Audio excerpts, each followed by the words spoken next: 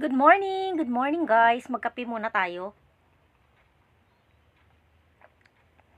Nagigit ready ako guys kasi meron akong doctor appointment ngayong 9:30 ng umaga. So kahapon nagpa-appointment kami ni Mister.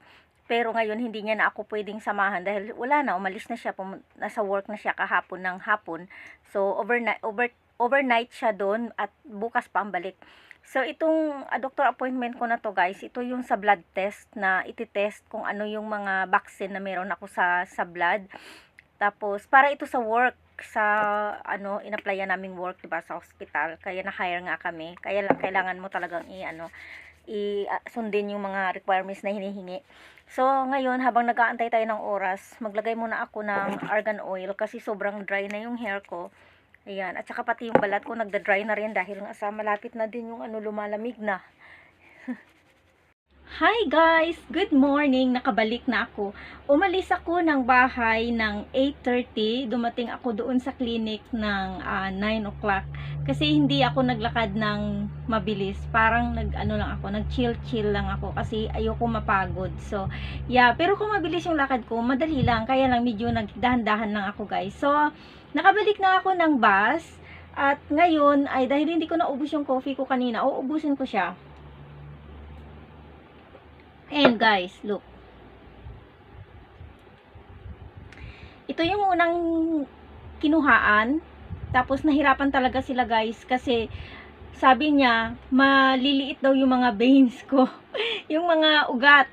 So nahirapan siya, walang masyadong masak na blood, pero may nakuha naman.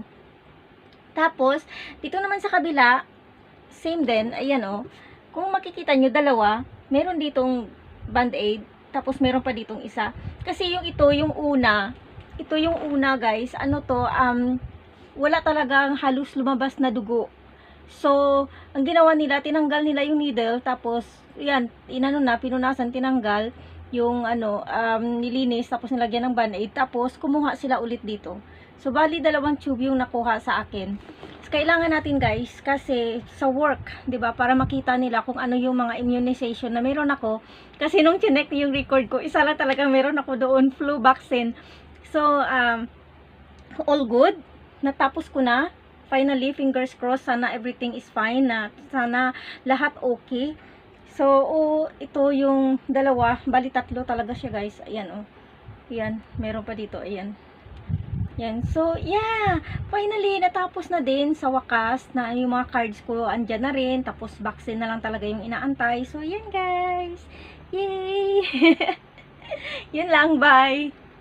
Ayan na guys. Mag-harvest tayo ng ating beans. Ayan. Ang dami nyo ng bunga. Ayan. Meron pa doon sa dulo. Ayan. Sa dulo. Meron pababa. Ayan. Harvestin natin yan.